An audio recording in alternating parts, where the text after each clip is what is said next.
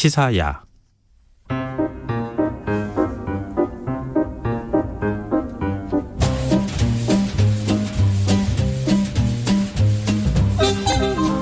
우리가 주목할 만한 판결을 살펴보고 사법부의 판단과 국민 법감정 사이의 괴리감을 줄이는 방법을 찾아가는 시간입니다.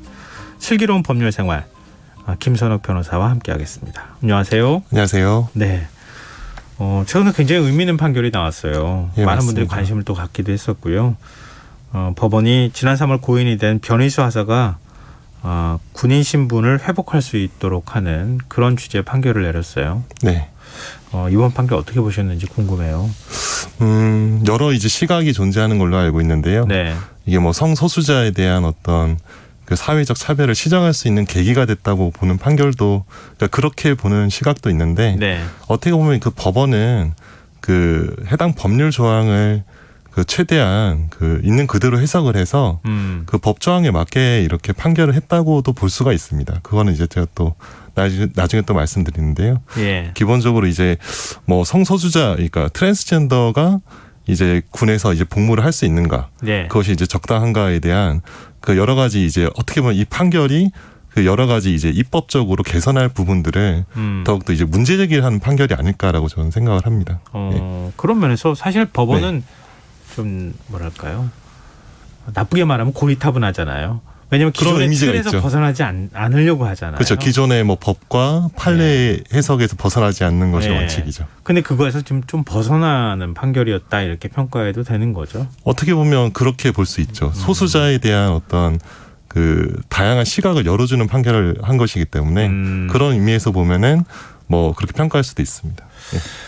너무 진보적인 판결 아니냐 이런 얘기를 좀 하시는 분들도 있긴 한데 좀 그 정도까지는 아닌 것 같다. 예, 제 개인적으로는 뭐 법리랑 그 해당 법령에 최대한 충실하게 해석한, 어떻게 보면 저 전통적인 그 법원의 판결이 아닐까라고 또 전 또 그렇게 보고 있거든요. 네. 예. 그러면은 법적 쟁점들을 조금 더 자세히 살펴봤으면 좋겠어요. 네네. 그럼 청취자분들이 이해하시기가 좀 좋을 것 예. 같거든요. 이 사건 자체가 또 워낙 좀 오래된 사건이 한 1년이 좀 많이 넘었는데요. 예. 그 한번 좀 설명을 드리면, 이 변호사가 이제 군에 복무하던 도중에 2019년 11월에 이제 외국에 가서 이제 성전환 수술을 하게 됩니다. 네. 이제 처음에 남성이었는데 여성으로 전환하는 성전환 수술을 하게 되고, 이제 육군 참모총장이 이제 그 사실을 알게 되죠. 휴가가 끝나고 왔으니까. 그래서 2020년 1월에 변 전하사에게 이제 심신장애 3급 판정. 그러니까 이제 성전환 수술에 부대되는 어떤 신체의 어떤 뭐 변화가 있잖아요. 예. 그것을 이제 심신장애라고 판단하고 강제 전역 처분을 하고요. 그거에 대해서 이제 변호사는 먼저 처음에 인사소청, 행정 심판입니다. 소송은 아니고 네. 내부에서 진행한 행정 심판인데 기각이 돼서 법원에 지난 8월에 강제 전역 처분은 부당하다, 이렇게 소송을 제기했고, 근데 이제 문제가 참 안타깝게도 올해 3월에 그 첫 번째 재판이 4월에 열렸는데요. 네. 그 재판 열리기 직전에 좀 극단적인 선택을 해서 돌아가셨고, 그 이후에 유족들이 이제 소송을 승계해서 이제 끝까지 이제 승소 판결을 받은 것입니다. 근데 그 당시에도 논란이 됐었는데요. 그 신체적 변화가 있었다고 하면 또 뭐 모르겠는데 심신장애가 이게 뭔가 강제 전역 시키는 만한 구실이 되느냐, 뭐 이런 이제 반론도 많았는데, 이제 군은 어떤 법의 근거에서 강제 전역 처분을 내린 겁니까? 예, 그 군인 같은 경우는 뭐 저희가 뭐 이런 얘기 많이 들어보면 계급 정년 이런 얘기도 많이 들어보잖아요. 그죠? 있죠. 예. 그러니까 보통의 공무원 조직에서는 나이가 들어서 뭐 승진이 못했다고 이렇게 뭐 퇴직을 시킨다거나 그런 게 없잖아요. 예. 근데 이제 군대 같은 경우는 뭐 계급 정년에 여러 가지 어떤 특수한 어떤 규정이 있습니다. 인사와 관련해서. 네. 왜냐하면 어떤 군대의 어떤 특수성을 좀 강조한 법률이 있는데, 그것을 이제 군 인사법이라고 해서 별도의 법률이 있습니다. 네. 근데 군 인사법 같은 경우는 보통의 공무원 같은 경우라면 이제 뭐 다친다거나 뭐 불구가 됐다든가 해가지고 퇴직을 시키지 않잖아요. 네. 그런데 이제 군대 같은 경우는 아무래도 어떤 뭐 전쟁 수행이나 그런 업무 특성상 신체의 기능이 중요하기 때문에 심신 장애가 있는 경우에는 육군 참모총장이나 뭐 해군 참모총장 각 군 조직의 참모총장이 강제로 전역할 수 있는 규정이 있거든요. 그 규정에 따라서 이제 변하사를 이 사람은 심신 장애자다라고 보고 강제 전역을 시킨 거죠. 근데 이상하죠. 성전환 수술이 전투력을 떨어뜨리나요? 그게 가장 이제 이 사건에서 굉장히 핵심이었죠. 군복무 장애로 볼 수가 있을지가 좀 의문이라는 그렇죠. 거죠. 예. 어떻게 보세요? 전 이런 경우가 한번 이런 경우 한번 생각해 보면 되겠습니다. 이제 그 목함지뢰 사건이라고 그 철책에서 이제 이게 그 경계를 서다가 그 지뢰를 이제 사고로 이렇게 뭐 발목을 다치시고 그런 분이 계시잖아요. 근데 그 사람은 어떻게 보면 군인으로서 이렇게 전투 능력이 있어서는 이미 상당한 어떤 그 이미 훼손을 당한 것이죠. 그쵸. 하지만 그 사람은 이제 강제 전역을 당하지 않았죠. 예. 그렇죠. 그렇죠. 예. 그런데 이제 그렇게 본다면은 과연 뭐 이렇게 볼 수 있습니다. 과연 이제 어떤 뭐 성전환 수술하는 결국 이제 성기 자체가 뭐 이게 기존 성기를 이제 제거하고 뭐 어떻게 그렇게 되는 것인데 그 자체가 어떻게 보면은 군대에서의 어떤 복무랑은 사실은 관계가 없는 것입니다. 네. 전투 능력이나 수행. 근데 이제 군대에서는 그러니까 그 국방부에서 어떻게 본 거냐면은 제가 보기에는 이랬을 것 같아요. 단체 생활을 하게 되고 뭐 공동으로 샤워를 하고 뭐 공동으로 화장실을 쓰고 공동으로 이렇게 뭐 취침도 하는 그런 공간 속에서 사는 것이 군대라는 조직의 특성인데 그 조직에서 과연 이 사람이 기존의 남성이었던 사람을 여성으로 대할 수 있을 것인가? 그러면 또 여성 군인들은 과연 이 사람을 같은 여성 군인으로 대할 수 있을 것인가? 그거에 대해서 이제 갈팡질팡하다가 어떻게 보면 이 군 인사법에 해당되지 않는 이 사건에 해당하지 않는 심신장애라는 규정을 가지고 억지로 강제전역 처분을 한 것이 아닐까. 제가 보기에는 좀 그런 시각이 좀 있거든요. 그것도 이제 군이 그렇게 판단한 것과도 뭐 일맥상통하는 부분이 있을 것 같다 이런 생각이 드는데요. 그런데 그 주장대로라 하더라도 예를 들어서 전투 중에 주요 부위가 다치거나 훼손이 되거나 이런 경우도 있을 수 있잖아요. 얼마든지. 있습니다. 그것도 심신장애로 강제전역해야 되는 겁니까? 그러니까 이제 그런 부분이 있는 거죠. 아까 전에 말씀한 것처럼 뭐 지뢰로 뭐 어떤 신체의 일부분을 훼손당한 분 같은 경우에 똑같은 사례라고 하더라도 똑같은 사례라고 하더라도 맞습니다. 근데 그런 경우에는 이제 결국 이제 이 사건에서는 심신장애를 어떻게 보면은 군대 입장에서는 신체 훼손을 자의로 한 것이다. 라는 측면을 좀 약간 강조해서 그러니까 고의로 그러니까 뭐 어떤 제3자나 어떤 외부적인 어떤 사고에 의해서 그런 것이 아니고 자의로 자신의 신체를 훼손했다. 그 자체가 어떻게 보면 이제 군대에서의 그 군복무를 수행할 수 있는 어떤 군인으로서의 그 어떤 신체에 대한 어떤 결국 군대는 어떻게 보면 사람을 다 자원으로 보는 측면도 있잖아요. 그 자원이 훼손된 측면이라고 좀 보고 있어요. 굉장히 러프하게 말씀드리면. 근데 이제 그런 것이 이제 그 당시 소송 중에 국방부나 이런 데서 이제 제출한 의견서나 이런 걸 보면은 그런 시각들이 많이 드러나거든요. 그러니까 사람으로서 보는 것이 아니고 군대라는 어떤 조직을 수행하는 어떤 뭐 그 자원으로서의 어떤 뭐 기능을 상실한다. 뭐 이런 측면도 굉장히 좀 강조되는 게 있었고. 글쎄 뭐 생각할 부분들이 굉장히 많지 않을까 싶은데요. 미국 같은 경우에는 성전환자도 군대 입대할 수도 있고 그러니까 자원 입대하는 것이지만 맞습니다. 할 수도 있고 여군도 있잖아요. 있죠. 남자 군인들도 있고. 그렇죠.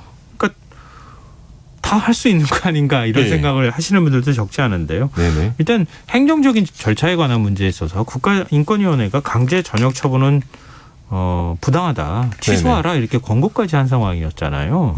그걸 군에서 받아들이지 않았잖아요. 그렇죠. 작년에 이제 그 강제 전역하고 나서 인권위에서 이제 시정 공고를 했는데 뭐 국방부에도 보내고 육군참모총장한테도 보내고 했는데 그것이 시정되지 않았죠. 시정되지 않고 결국 이제 변호사가 소송으로까지 밖에 갈 수 없는 그런 일이 있었던 것이죠. 근데 인권위원회는 그러면 이거는 인권 침해라고 판단한 거 아닙니까? 그렇죠. 왜냐하면 이것은 어떤 성적 정체성. 그러니까 어떻게 보면 이제 뭐 제가 보기엔 이제 뭐 성별 정정도 받았죠. 이제 뭐 수술 받고 나서 청주지방법원에서 자기의 성을 여성으로 정정하는 것을 받았기 때문에 어떻게 보면 여성인데 어떻게 보면 뭐 한때 남성이었다가 여성으로 변환된 분이죠. 그것에 대한 어떤 차별인 것이죠. 그렇죠. 법률적으로 문제가 없는 거잖아요. 합리적 이유 없는 차별이고 법률상으로도 성별 정정을 받아들여주고 있지 않습니까? 우리나라에서. 성전환하는 경우에는 여성으로 정정을 해줍니다. 근데 그런 국가에서 그걸 인정해줌에도 불구하고 어떤 군대에서의 어떤 복무 수행에 전혀 지장이 없는데도 이것은 합리적 이유 없이 차별한 것이다라고 이제 시정을 권고했던 것이죠. 그 변희수 하사 사건 피고가 국방부가 아니라 육군 참모총장이라고요. 네. 네네. 어떤 의미가 있는 거예요? 요거는 이제 행정소송의 특성이 있는 겁니다. 이제 보통 우리가 저기 인허가 관련해서 예를 들어서 이제 관청에서 문서를 받잖아요. 그럼 뭐 예를 들어서 뭐 서울특별시장, 뭐 관악구청장 이런 식의 이제 기관장의 명의가 나갑니다. 그래서 우리는 보통은 이제 뭐 구청에서 처분을 받았다, 뭐 시청에서 처분을 받았다고 하지만 그 처분은 그 어떤 특정인에게 그 불이익한 뭐 인허가를 뭐 안 해준다거나 이 사건처럼 강제 전역한다거나 이런 것 같은 경우에는 이런 처분을 한 주체는 그 기관장이 되는 것입니다. 그래서 기관장을 상대로 행정소송을 제기하는 것이고 이것은 이제 강제 전역 처분을 취소해달라는 행정소송이어서 이제 국방부 장관 상대로 한 거고, 이 나중에 이 사건이 최종적으로 대법원까지 가서 승소를 하잖아요. 아니, 대법원까지 안 갈 수도 있겠죠. 국방부가 항소를 안 하면. 그렇다면 이제 대한민국을 상대로 이제 그 위법한 처분으로 이 불이익과 손해를 받은 이제 그 변호사를 대신해서 유족들이 대한민국을 상대로 국가배상 청구 소송을 할 수 있겠죠.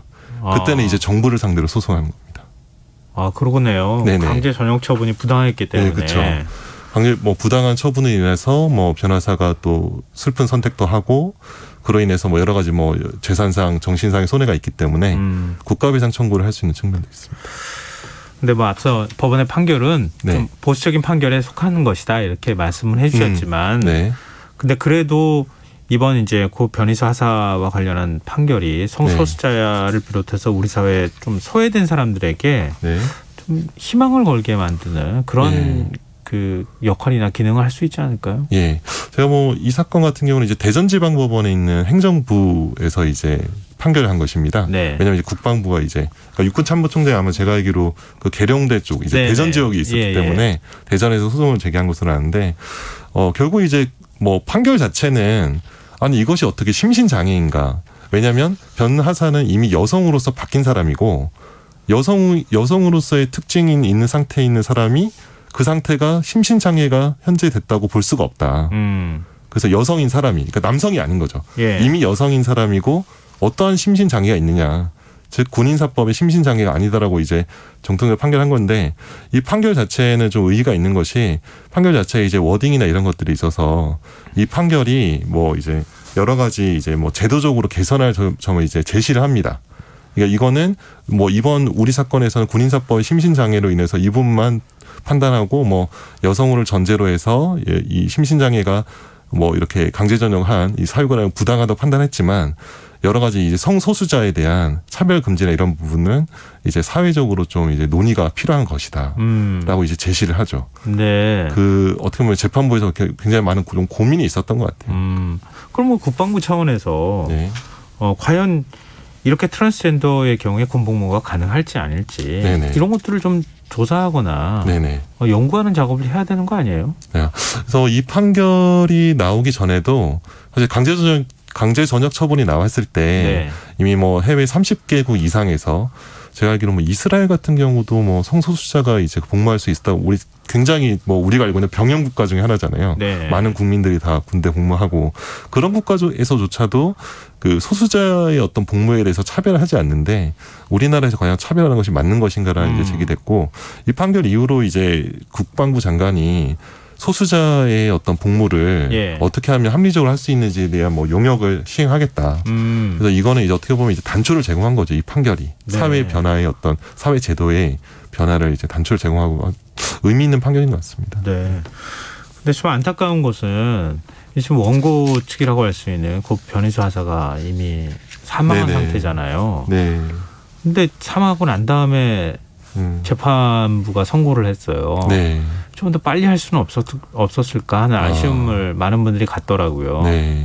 어떻게 보면 변호사 같은 경우는 굉장히 극심한 스트레스 상태에 있었을 겁니다. 아마 뭐 강제 전역을 당했다는 것도 있지만 그것을 함으로써 이제 여러 가지 이슈를 자기 이제 계속 이제 주목을 받게 되고 자기가 또 몸담았던 조직을 상대로 소송을 하는 거잖아요. 굉장히 좀 불안정한 상태에 있었을 것인데 보통 이제 권리구제는 가장 중요한 건 그겁니다. 이제 뭐죠? 그러니까 빠른 권리구제가 제일 중요합니다. 아무리 좋은 권리구제라도 뒤늦게 이루어진 거는 어느 정도 그러니까 좀 최소한의 최소한의 권리구제지만 굉장히 빨리 이루어진 권리구제보다 못한 거거든요. 그렇죠. 근데 이제 법원이 그렇기 때문에 보통 이제 민사소송법이나 이런 조항에 뭐 소재기하고 나서 5개월 내로 뭐 10개월 내로 이런 네. 식의 조항이 있지만 실무상으로는 거의 지켜지지 못합니다. 왜냐하면 너무 법원에 업무가 굉장히 몰려 있고 네네. 저도 이제 뭐 결국 재판도 많이 나가지만 제가 지금 하고 있는 사건도 이제 내일 지금 진행하는 재판은 지금 2년 3개월째 하고 있는 사건이 있거든요. 네. 1심만. 네. 그래서 이건 또 코로나나 이런 것 때문에 법정에서 워낙 이렇게 뭐 출석도 못하고 그런 것들이 좀 많이 겹치면서 권리구제가 많이 늦어지고 있는 슬픈 현실이죠. 저도 네. 이제 법원에 가서 재판하는 거 보면 네. 거의 10분에 한 번씩 거의 한 사건씩 10분도 안 걸리기도 하고 막 10분에 그러잖아요. 4개씩 있죠. 예, 사건이. 막 그냥 진짜 네네. 속도전처럼 재판부가 네. 계속 지금 재판을 하루 종일 하는 이런 상황이더라고요. 맞습니다. 네.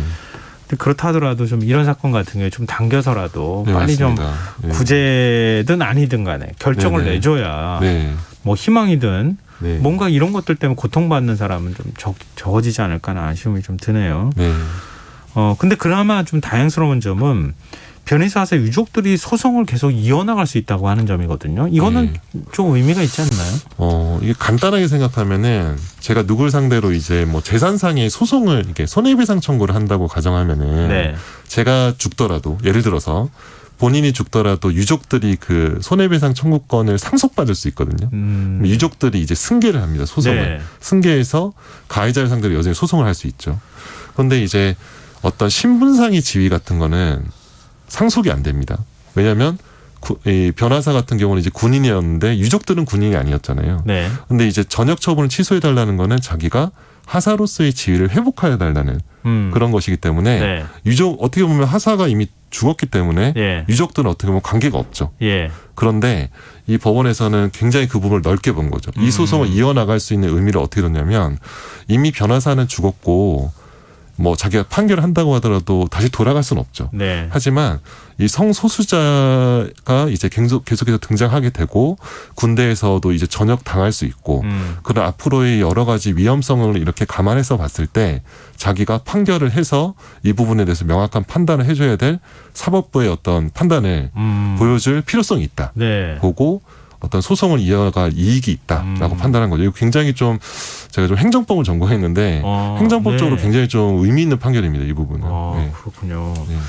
근데 지금 이제 고 변희사사 뭐 이 문제 때문에 차별금지법이 필요하다 이런 네네. 의견이 많이 있거든요. 예, 맞습니다. 근데 차별금지법도 있지만 기존의 네. 우리나라 법률 중에서 네. 이렇게 차별을 금지하도록 하는 법안들도 있지 않나요? 그렇죠. 이제 뭐 특정한 뭐 여러 세부 영역에서 있습니다. 이제 가령 그 남녀고용평등법이 있습니다.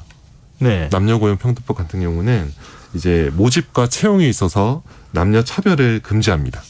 그러니까 가령 사업주가 뭐 가령 성별, 네. 혼인, 가족 안에서의 지위, 뭐 임신 여부 어떻게 보면 이제 많이 한국 사회에서 되게 여성에게 가해졌던 불이익이잖아요. 네. 그걸 이유로 해서 모집과 채용에 있어서 남녀 차별을 금지하고 있죠. 하지만 여기서 좀 봐야 될 거는 뭐 인종, 언어, 네. 뭐 여러 가지 그 뭐 아니면 뭐 성소수자인지 여부 이거에 네. 대해서는 담고 있지 않죠. 그래서 차별금지법을 제정해야 된다. 그렇죠. 이런 요구가 계속 나오고. 맞습니다. 예. 뭐 장애인 같은 경우도 뭐 장애인 차별금지법이 있긴 하지만 남녀 장애인 여부 이런 식으로 한정된 영역밖에 없기 때문에 네. 보편적으로 아주 광범위하게 차별을 금지하는 법률이 필요하다라는 이제 논의가 있는 것입니다. 근데 계속 지금 국회 문턱을 못 놓고 있어요. 맞죠. 네. 네. 이게 법리에 대한 오해가 있는 겁니까? 아니면 뭐 다른 이유가 또 있는 거예요? 뭐 굉장히 좀 약간 예민한 주제일 수 있습니다. 이게 예. 왜냐하면 우리나라 헌법은 모든 국민이 이제 법 앞에 평등하고 예. 이미 거기에 있습니다. 뭐 성별이나 인종이나 여러 가지 사유로 뭐 종교를 이유로 차별을 받지 않은 헌법 조항이 이미 있거든요. 네. 그래서 이제 그러니까 남녀고용 평등법이나 뭐 장애인 차별 그 뭐 금지법 같은 경우도 그 헌법적인 그 이념을 그대로 가져온 그 이미 기존 법률이거든요. 예. 근데 이제 차별금지법 같은 경우도 해당 내용을 보면은 이미 헌법에 있는 내용에서 다르지 않습니다. 누구든지 언어나 인종이나 성별이나 뭐 종교로 이제 차별받지 않는 것이 이미 헌법에 보장돼 있기 때문에 네. 헌법에 있는 거를 어떻게 보면 거의 그대로 규정한 것인데 우리나라에서는 2020년에 네. 이제 그 정의당에서 발의한 발의안과 최근에 이제 민주당에서도 이제 그 이름을 바꿨습니다. 네. 차별금지법이 아니라 평등법으로 제정했는데 네. 그 두 법안이 이제 발의가 됐지만 과연 그 이번 국회에서도 통과가 될 수 있을지는 굉장히 좀 고민이 있죠. 일종의 좀 오해를 하는 측면도 있다 이렇게 말씀해 주신 걸로 들리는데요. 차별금지법 국회 국민 동의 청원을 한 사람이 네. 동아지역 성차별 면접 피해자라고 지금 알려져 있지 않습니까? 네네. 만약에 법이 통과된다면 성차별 면접자들도 구제받을 수 있게 되는 건가요? 이제 현재 뭐 차별금지법이 뭐 정의당 발의안이 있고 네. 민주당 발의안이 있는데 대개의 내용이 이런 겁니다. 이제 차별을 하게 되면은 시정을 공고하게 되고 시정 공고를 하지 않으면 그 벌금이나 이행강제금을 부과합니다. 형사처벌 조항이 있는지 여부는 아직까지는 보류를 하고 있고요. 그런데 이제 그 경우에 뭐 손해배상 청구를 할 수 있는데 뭐 손해배상액이 뭐 1,000만 원이라고 한다면 뭐 3배, 5배 어떻게 보면 이제 미국에서 있는 그 징벌적 손해배상 제도가 있거든요. 네. 어떻게 보면 이제 그 방금 전에 말씀하신 그 사건 같은 경우도 차별금지법이 존재한다면 충분히 이제 차별을 시정할 것을 공고하고 네. 그렇게 되면 채용을 하는 것이겠죠. 네. 어떻게 보면 자기의 권리의 침해를 회복할 수 있는 측면이 있습니다. 근데 우리 이제 사회적인 합의가 필요하잖아요. 예. 이 사회적 공론화든 좀 네네. 논의를 좀 해야 할 필요가 있겠어요. 네네. 어떻게 보면 뭐 그냥 이런 겁니다. 이제 사업주 입장에서는 뭐 가령 뭐 예를 들어서 경양기업이라고 하겠습니다. 뭐 자기의 특정 어떤 종교인에 맞는 예. 그 직원을 뽑을 수 있는 자유도 있는 거잖아요. 예, 예. 그렇죠. 그런 것들이 이제 많이 좀 이슈가 제기되고 있는 것이죠. 예. 그래도 좀 이제는 좀 정리할 때가 되지 않았나. 이제는 확실히 예. 정리해야 할 때인 것 같습니다. 예, 알겠습니다. 오늘 여러모로 좀 의미 있는 판결 내용 소개해 주셔서 고맙습니다. 슬기로운 법률생활 지금까지 김선욱 변호사와 함께했습니다. 고맙습니다. 감사합니다. 오늘은 청취율 조사 기간 이벤트로 퀴즈를 내드렸는데요. 시사의 개편으로 신설된 2부 오프닝 코너 이름을 맞춰주는 거였습니다. 오늘의 땡땡 정답은 발견이었습니다. 많은 분들이 참여해 주셨는데요. 앞으로 계속 프로그램에 대한 관심 부탁드리겠습니다. 저희 모바일 상품권 당첨자는 홈페이지 공지사항에서 확인하실